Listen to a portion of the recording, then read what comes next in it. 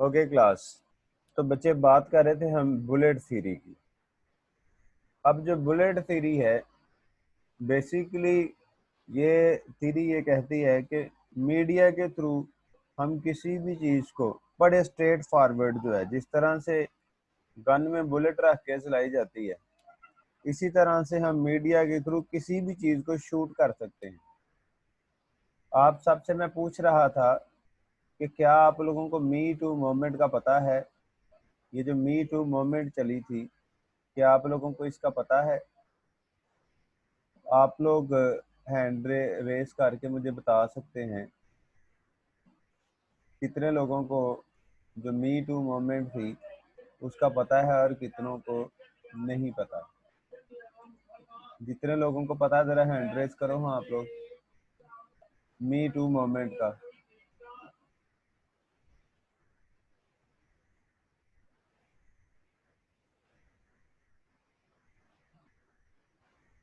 ये जिस चीज़ को आपने दिखाना है वो चीज़ जो है वो व्यूअर के बिल्कुल सामने उसके ऊपर असर करती है। जैसे आजकल देख लें आप, छोटा भीम जो बच्चे देखते हैं और वो वैसी ही लैंग्वेज जो है उसमें बात कर रहे होते हैं। तो ये चीज़ें जो हैं, ये सारी की सारी जो हैं ये उसमें ही आती हैं। और जी बेटा, स्लाइड्स जो है वो मैं आपकी शेयर कर रहा हूँ। 1 सेकेंड जी। So the bullet theory holds that the mass media are so powerful that they can shoot or inject their messages straight into the viewer's head. जो मीडिया है वो इतना ज़्यादा स्ट्रांग हो चुका है और उसके सोर्सेज इतने ज़्यादा हैं कि वो अपने व्यूअर को कुछ भी दिखा सकता है और वो स्ट्रेट फॉरवर्ड जो है वो उसके दिमाग में जाता है। The passive viewers, referred to collectively as masses, are immediately influenced by the message. बेटा हम लोग जो हैं हम पैसिव व्यूअर्स हैं। ये खबर हम तक आती है, हम उसको देखते हैं, तो हम पैसिव व्यूअर्स आते हैं और उसका असर हमारे ऊपर देखो किस तरह से आता है। जैसे कोरोना की वैक्सीन आज ये सारे खुश हो जाते हैं, जैसे पेट्रोल जो है उसका रेट कम होते हैं तो खुश हो जाते हैं। तो ये सारी चीजें, according to this theory, there is only one way for the audience to hear और रीड द मैसेज। ये ऑडियंस या उस मैसेज को सुन सकती है या अखबार के जरिए पढ़ सकती है। बेटा कोई भी जरिया है, अखबार हैं, आपके फ़ोन के अंदर मैसेज हैं, ये सारे के सारे मैस कम्युनिकेशन या मैस मीडिया में आते हैं। मैस का मतलब होता है कि बहुत ज़्यादा। This is the first communication theory which was developed at a time when the media was becoming a force to be reckoned with। और याद रखें, जो मीडिया है ये इतना स्ट्रांग कभी नहीं था है जितना अब है। और ये 1970s में जो है ना ये आज़ाद हुआ है इंग्लैंड और अमेरिका वगैरह में। और फिर 90s के अंदर और 2000 के बाद जो है ना ये हमारे पाकिस्तान में मुशर्रफ दौर में ये बहुत ज़्यादा आज़ाद हुआ। उससे पहले इसके ऊपर रिस्ट्रिक्शंस बहुत ज़्यादा होती थी। और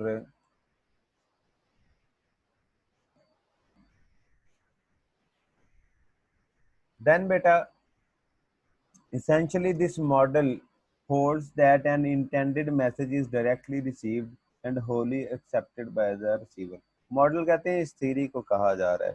तो मॉडल हम किसी भी ऐसे प्रोसेस को कह देते हैं जिसकी बेस पे हम आगे कोई एप्लीकेशन को, सॉफ्टवेयर या कुछ भी उसके बेस पे बनाया हुआ हो जो काम कर रहा हो। तो कहता है कि ये जो थ्योरी है इसके मुताबिक जो कुछ मीडिया पे दिखाया जाता है ऑडियंस उसको रिसीव कर रही है डायरेक्टली। तो ये है हाइपोडर्मिक और बुलेट थ्योरी।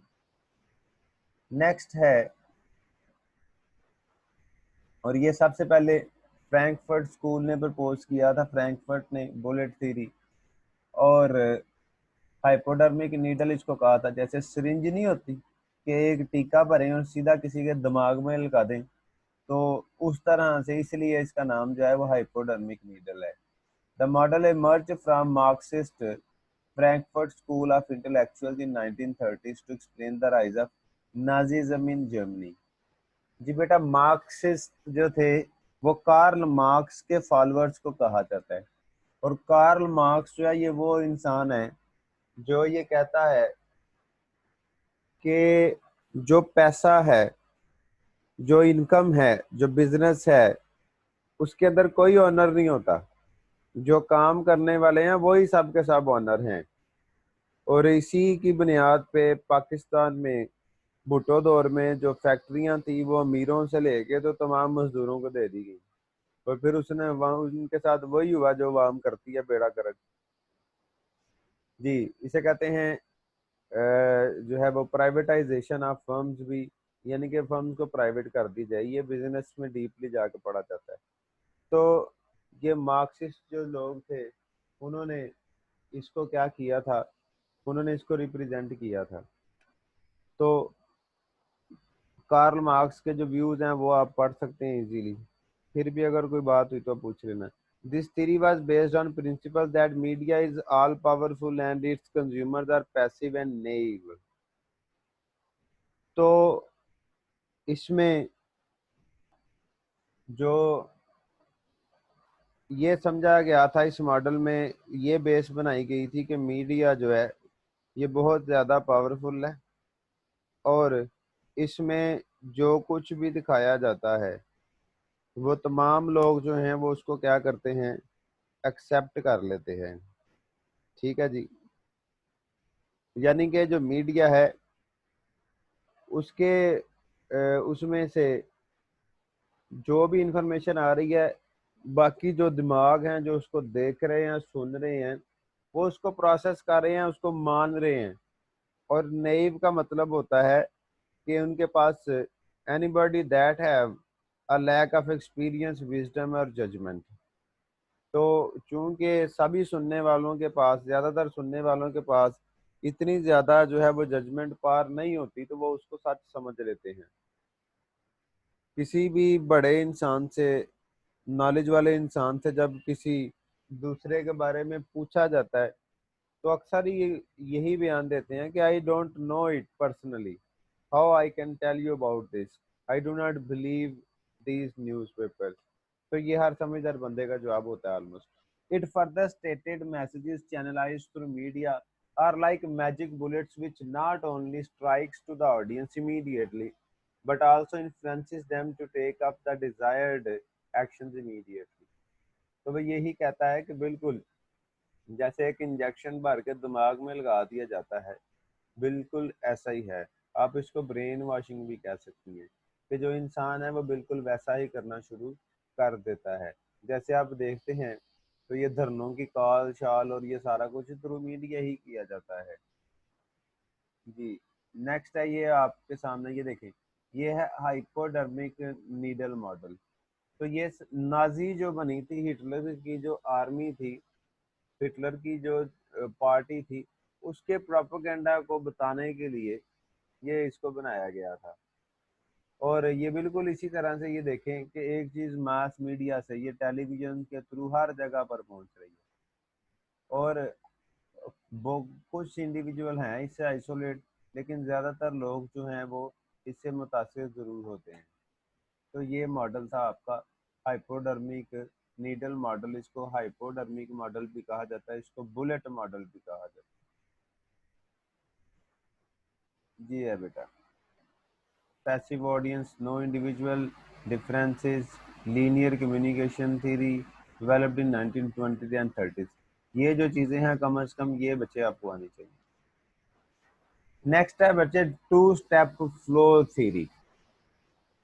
इसके जो में ऑथर हैं वो हैं पॉल लेसफील्ड एंड एलेहो कार्ट्स, और ये सारे के सारे नाम। This theory was first to state that perhaps mass media did not exert the kind of influence on the audience as was generally believed। इस theory से पहले यही समझा जाता था कि जो कुछ दिखा दिया जाए वो सारा कुछ ही लोग मान लेते हैं। तो इसमें कहा गया कि नहीं है, ये सच नहीं है। The audience arrived at decisions not directly under the influence of mass media, but more by means of interaction among themselves। तो इसमें ये कहा गया कि लोग मीडिया से सुन के जो है वो डायरेक्टली नहीं मान लेते, बल्कि सुनने के बाद वो एक और स्टेप लेते हैं, और वो स्टेप होता है म्यूचुअल डिस्कशन का। वो आपस में डिस्कशन करते हैं और फिर जो है वो कोई फैसला लेते हैं या किसी फैसले या नतीजे पर पहुंचते हैं। तो this was the finding of a study conducted back in 1940s during US presidential elections। तो 1930 में जो है वो पिछली थ्योरी दी गई, लेकिन ये 1940 में जो यूएस में इलेक्शंस हुए हैं उस दौरान ये रिसर्च की गई, और उसमें टू स्टेप फ्लो थ्योरी जो है ये बताई गई। अब इसमें देखें, उसमें तो ये था कि मैस मीडिया से सीधी आ रहा है और वो स्टेप ले रहे हैं, नहीं, इसमें ये हो रहा है कि मैस मीडिया से ये आ रहा है सारा कुछ, ये स्टेप 1 है। और स्टेप 2 ये यहाँ आपको नजर आ रहा होगा कि लोग आपस में भी डिस्कशन करते हैं। I hope you better get this. ये है बेटे two step flow mechanism. Media media से ऑडियंस, फिर ऑडियंस के अंदर ग्रुप डिस्कशन। तो बेटा ये आप कह सकते हैं कि जो बुलेट थ्योरी है उसके अंदर एक एडिशन है, वो एडिशन है डिस्कशन की, ग्रुप डिस्कशन की। नेक्स्ट है जी गेट कीपिंग थ्योरी। ये पाकिस्तान में आप इसको बड़ा अच्छे तरीके से देखेंगे, अक्सर सहाफ़ी ये कहते आप नजर आते हैं आपको कि जी मैंने फलानी फलानी सामा बिन लादेन की खबर सुनाई, तो मुझे बड़े भाई का फोन आ गया। और वो बड़ा भाई किसको कह रहे होते हैं? वो गवर्नमेंट के इदारों को कह रहे होते हैं। और इसमें ये होता है, अगर मैं आपको सिंपली बताऊं, कर्ट लेवन ने ये थ्योरी दी थी, gate keeping theory. It is nothing but block unwanted और useless things by using a gate. तो इसमें एक गेट के थ्रू जो चीजें आप जो है वो नहीं बताना चाह रहे, अवॉइड करना चाह रहे हो, तो आप क्या करते हो, आप उन तमाम जो चीज़ों को ब्लॉक कर देते हो, फिल्टर कर देते हो, और सिर्फ अपनी मर्जी की खबरें चलती हैं। जैसे आप देखते हैं हालात जितने मर्जी जो हैं वो कशीदा हो रहे हो, पीटीवी पे जो है वो ड्रामा चलना ही चलना है, पीटीवी पे जो किसान प्रोग्राम है वो चलना ही चलना है, और कुछ भी हो जाए पीटीवी पे मिली नगमे ही चलेंगे। तो ये एक बेस्ट एग्जांपल है गेट कीपिंग की। तो वो पर्सन जो यहाँ पे डिसीजन मेकर होता है, जो ये बता रहा होता है कि कौन सी खबर चलानी है कौन सी नहीं, उसको गेट कीपर कहा जाता है। At first it is widely used in the field of psychology and later it occupies the field of communication. जी, ये थ्योरी पहले साइकोलॉजी में आई थी, और उसके बाद फिर ये जो थ्योरी है ये कहाँ आ गई, उसके बाद ये फिर थ्योरी आपकी कम्युनिकेशन में आ गई। No it is one of the essential theories in communication studies. आगे देखते हैं, तो ये जो इसका कॉन्सेप्ट है, what information should move to the group और individual and what information should not. तो कोई भी जो क्रूशल इंफॉर्मेशन होती है गवर्नमेंट के बारे में, या कोई भी ऐसी इंफॉर्मेशन कि जिसके जरिए मुआशरे में नारकी फैल सकती हो, ऐसी तमाम न्यूज़ को, ऐसी तमाम इंफॉर्मेशन को फिल्टर कर दिया जाता है। और यही वजह है कि जो आपकी खुफिया एजेंसीज हैं उनका बड़ा रोल हो जाता है। फिर बज़ाहिर तो आप देखें तो हमारे मुल्क में अमन है, और लेकिन ऐसा हरगिज नहीं होता। जो एक मुल्क दूसरे मुल्क की जो एजेंसीज होती हैं वो आके अपने दुश्मन मुल्क में आके इस तरह की खबरें या इस तरह की हरकतें करती हैं कि जिससे मुआशरे में नारकी फैल जाए, गवर्नमेंट को टैकल करने के लिए आसान हो। हर मुल्क का ऑलमोस्ट करता है। जैसे बम धमाके जो हमारे मुल्क में पीछे हुए, हमने इतना कुछ भुगता, तो वो उसकी चीज थी। उसके बाद फिर कराची के अंदर जो बोरी बंद लाशें मिलती थी वो भी उसकी एक एग्जाम्पल थी। और फिर गवर्नमेंट को ऑपरेशन करना पड़ा ये सारी चीज़ों को दूर रखने के लिए। जी, तो बेटा gate keeping theory in short अगर ये कहा जाए तो ऐसी तमाम खबरें जो अनवांटेड हैं उनको ना चलाना और सिर्फ सिलेक्टेड खबरों को ही चलाया जाना, यानी कि सब कुछ नहीं दिखा देना, सब कुछ नहीं दिखाना, बल्कि वो दिखाना जो मर्जी का है, आप ये भी कह सकते हैं। तो इसका बेसिक मकसद या तो कोई गोल हासिल करना होता है, और अगर गवर्नमेंट को हम रखें गेट कीपर की जगह पे तो फिर इसका मकसद होता है कि ऐसी तमाम खबरें जिससे गवर्नमेंट टूट सकती है, मुल्क को खतरा हो सकता है, मुल्क की सालमियत को खतरा हो सकता है, तो ऐसी तमाम चीज़ें नहीं चलाई जाती। जैसे आप देखते हैं कि पाकिस्तान का जो एटमी प्लांट है उसके बारे में आपको कोई भी जो है वो सॉलिड रीजन और सॉलिड जो है वो इंफॉर्मेशन किसी मीडिया से नहीं मिलेगी। तो उन सारों को क्या किया जाता है, गेट कीपर जो है वो उन सारी चीज़ों को संभाल के रखता है या बैन कर देता है। तो यही तो वजह है कि जब नवाज शरीफ ने कहा कि मैं मुल्क के राज बता दूंगा, मुंबई हमले हमने किए, तो ये वो तमाम चीज़ें थी जो नहीं बताने वाली थी। तो फिर पाकिस्तान ग्रे लिस्ट में चला गया था।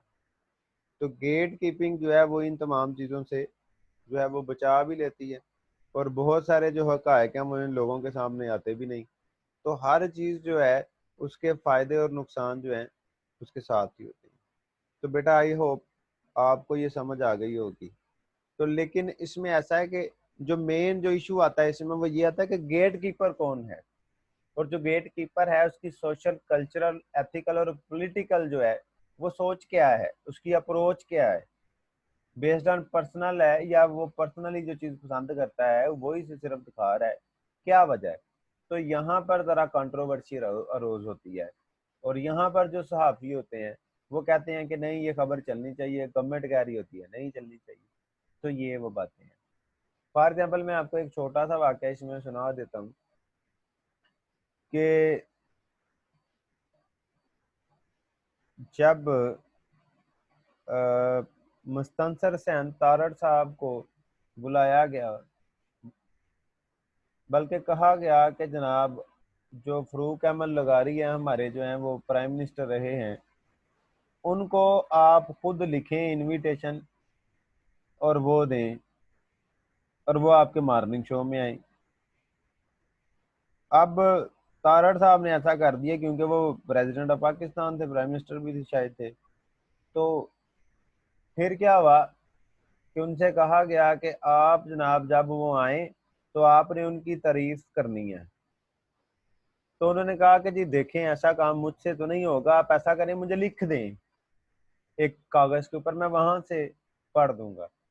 तो फिर उनको लिख दिया गया और फिर उन्होंने वहां से पढ़ा। तो ये तमाम चीजें जो हैं, ये जो गेट कीपर है इसका जो रोल है वही सब कुछ होता है इसमें। काफी सारी बात की हमने, जैसे आपके घर में आपकी जो मदर है वो गेट कीपर है, वो डिसाइड करती हैं कि कौन कौन सी चीजें, कौन कौन सी बातें आपने करनी है और कौन कौन सी बातें आपने अवॉइड करनी है।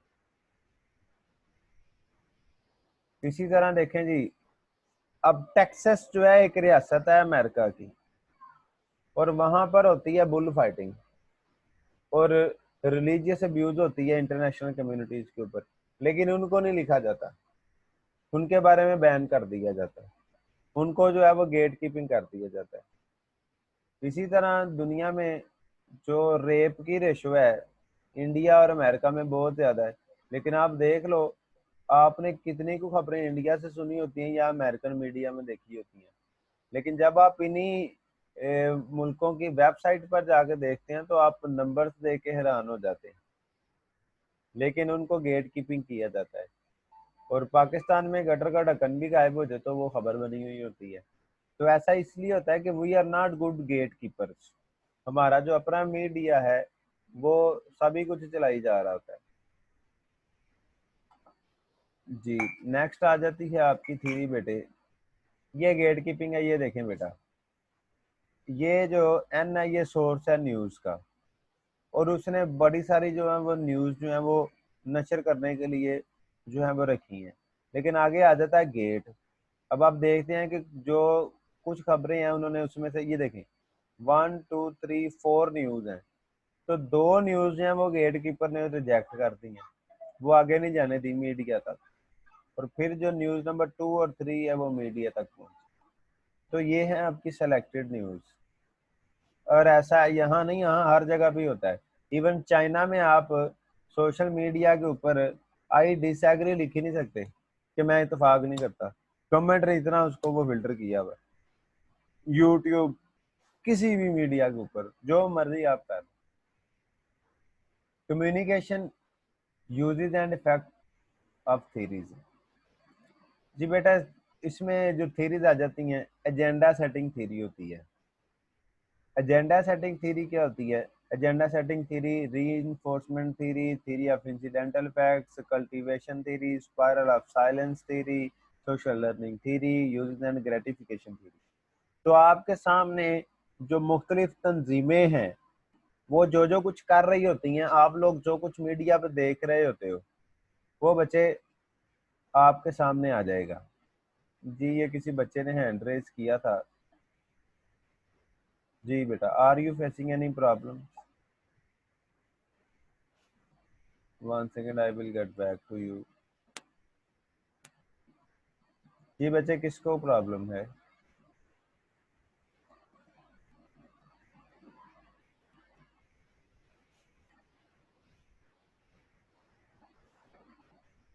चलें बेटा, आपको अगर कोई इशू है तो उसको फिर देख लेते हैं। नेक्स्ट है जी एजेंडा सेटिंग थ्योरी। अब देखें, जब इलेक्शंस आ जाते हैं तो उस वक्त जो एजेंडा होता है तमाम पॉलिटिकल पार्टीज का, वो होता है ज्यादा से ज्यादा वोट बैंक जो है वो बनाना। तो इसी तरह से जब जंग आ जाती है तो मुल्क के अंदर अनारकी ना फैले, मुहिब्बुल वतनी हो, तो आपको टेलीविजन पे क्या जो है वो देखने को मिलता है, मिली नगमे और ये सारा कुछ। और अगर आप लिटरेचर में जाएं तो आपको पोस्ट लिटरेचर और जो है वो पोस्ट वार लिटरेचर और प्री वार लिटरेचर और ड्यूरिंग वार लिटरेचर जो है उसमें डिफरेंस पता चल जाएगा। पोस्ट वार जो है, जो वार के बाद है, उसमें जंग में जो नुकसान हुआ है उसकी बातें होंगी। जैसे आपने हिरोशिमा और नागासाकी की पोइम पढ़ी है, अ टेल ऑफ टू सिटीज। और इसी तरह जो आपकी प्री वार है उसमें जनाब वार को बड़ा शानदार और इस तरह से बना के सिखाया जाता होगा। 1 मिनट आपके क्वेश्चंस देख लेते हैं।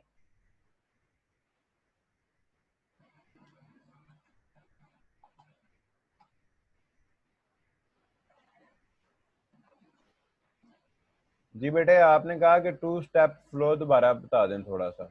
तो बेटा पहले ऐसा था कि ये कहा जाता था, जो बुलेट थ्योरी थी उसमें ये कहा जाता था कि जैसे एक इंजेक्शन भर के सीधा लगा दिया जाता है, इसी तरह मीडिया के ऊपर जो चीजें हैं वो दिखाई जाती हैं और लोग उसको मान लेते हैं।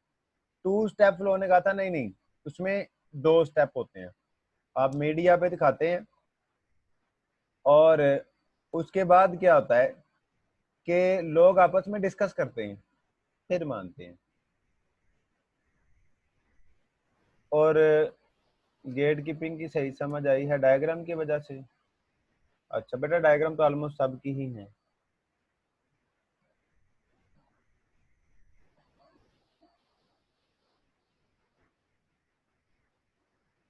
जी यहाँ तक किसी को कोई और है कोई इशू तो बेटे हैंड रेज करें। 1000 बार पूछेंगे, 1000 बार बताऊंगा।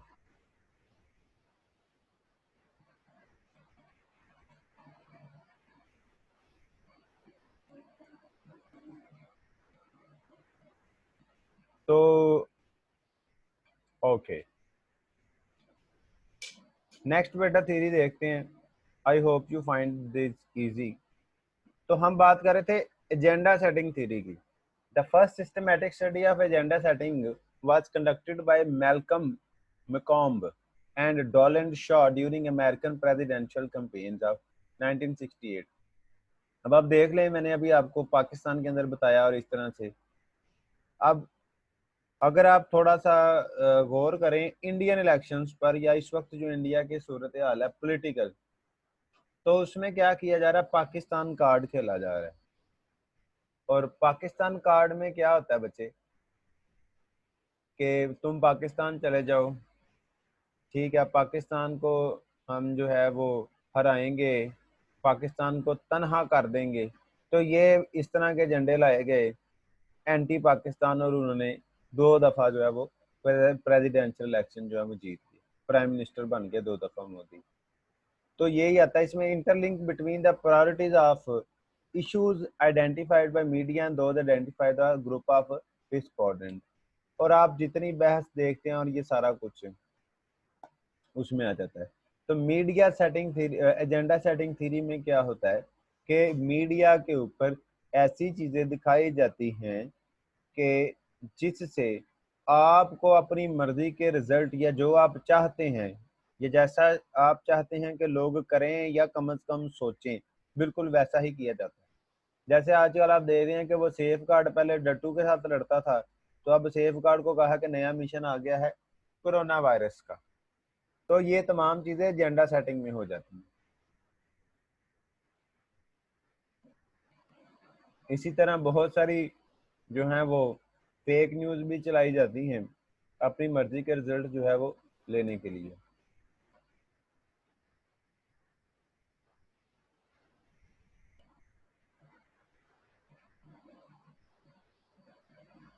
अब देखें इसमें यह कि issues to which the public gave a high ranking were also issues which media gave coverage.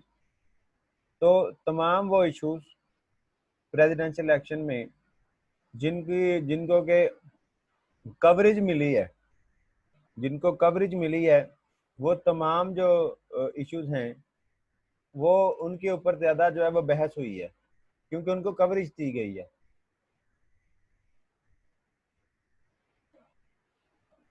आज आप देख लें कि जो शर्मीन है वो 10 मिनट की वीडियो बनाती है पाकिस्तान के अंदर, जो अपनी उसके मुताबिक जो बड़ा जुल्म हो रहा है लड़कियों के ऊपर, उसको पकड़ के आस्कर जो है वो दे दिया जाता है।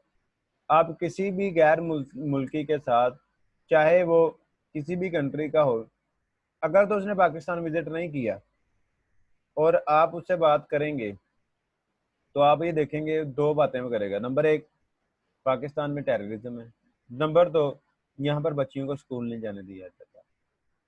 ठीक है, तो ये क्या था, ये मगरिब का एक ऐसा एजेंडा था कि जिसमें जनाब 9/11 के बाद वो किया पता नहीं किसने है, लेकिन उसमें जो नुकसान हुआ किसको हुआ, पाकिस्तान को हुआ।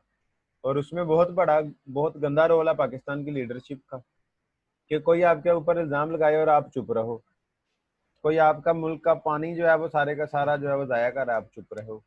तो ये इस तरह की बहुत सारी जो चीजें हैं ये आपके सामने हैं। और मेरा ख्याल है कि अब आपको काफी समझ आ गई होगी कि एजेंडा सेटिंग थ्योरी ये है कि आपका जो एजेंडा है उसको टीवी पे चलाई जाओ, चलाई जाओ, चलाई जाओ, चलाई जाओ, लोग जो है उस तरह से सोचना शुरू कर देंगे, उसको कवरेज मिलना शुरू हो जाएगी। और मैं अभी करंटली बात करूं तो सुशांत सिंह राणा जो है, अभी उसकी डेथ हुई है, और उसकी डेथ की वजह से एक नए बॉलीवुड में काम चल पड़ा, नेपोटिज्म का।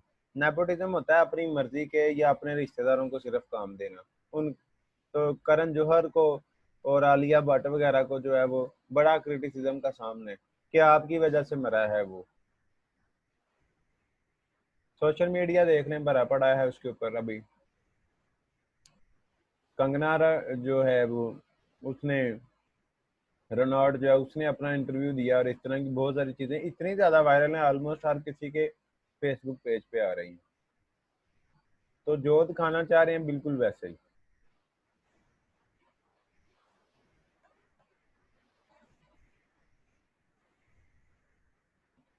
नेक्स्ट है जी री इन्फोर्समेंट थ्योरी।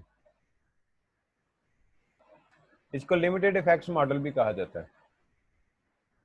इसके मुताबिक ये है कि mass media has limited effects on its audience. It merely reinforces existing values and attitudes. तो इसमें ये कहा गया है कि जी ये इसका कोई बहुत बड़ा रोल नहीं होता, बल्कि ये क्या करता है कि अगर माशरे के अंदर कोई चीज़ मौजूद है पहले से ही, तो उसको ये थोड़ी देर के लिए जो है ये रीइंफोर्स कर देता है। क्लास 2 में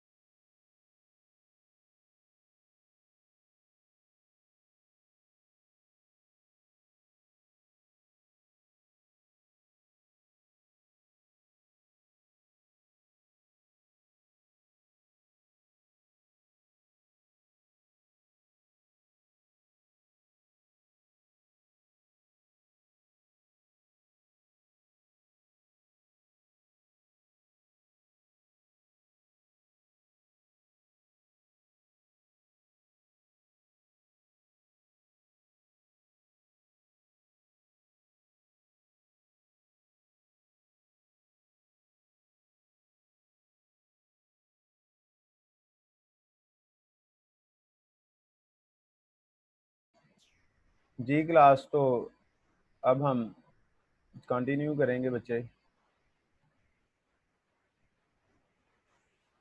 Theory of incidental effects. This theory was formulated by Aldous Huxley. He stated that media effects were limited to copying of style and mannerism, etc. Huxley stated that television could be an effective agent of incidental learning among children.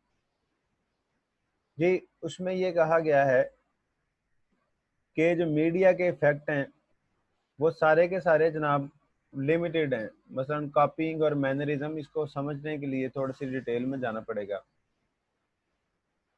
मसलन वो ये कहता है जो media है उसकी जो कॉपिंग का स्टाइल है और जो मैनरिज्म है, यानी कि आप सब कुछ जो है वो मीडिया आपको नहीं दिखा सकता, इट इज़ लिमिटेड। आप इसको इस तरह से भी कह सकते हैं कि तस्वीर को हर रुख से जो है वो मीडिया में नहीं दिखाया जाता। उसके बाद नेक्स्ट जो थ्योरी है दैट इज कल्टीवेशन थ्योरी और cultural indicators theory. This theory was formulated by George Gerbner and this theory was heavy TV viewing tends to induce audiences to adopt perception and values which were constantly portrayed in different programs। तो उसके कहने का मकसद ये है, उसका मतलब ये है कि अगर टीवी को बहुत ज़्यादा देखा जाए या किसी चीज को टीवी पे हर वक्त या बहुत ज्यादा दिखाया जाए, तो फिर क्या होता है कि वैसी सोच अनकॉन्शियसली या कॉन्शियसली वैसी सोच जो है वो बन जाती है मैसेज की। ये बात जो है ये काफी हद तक ठीक है। आप ये देखें कि जब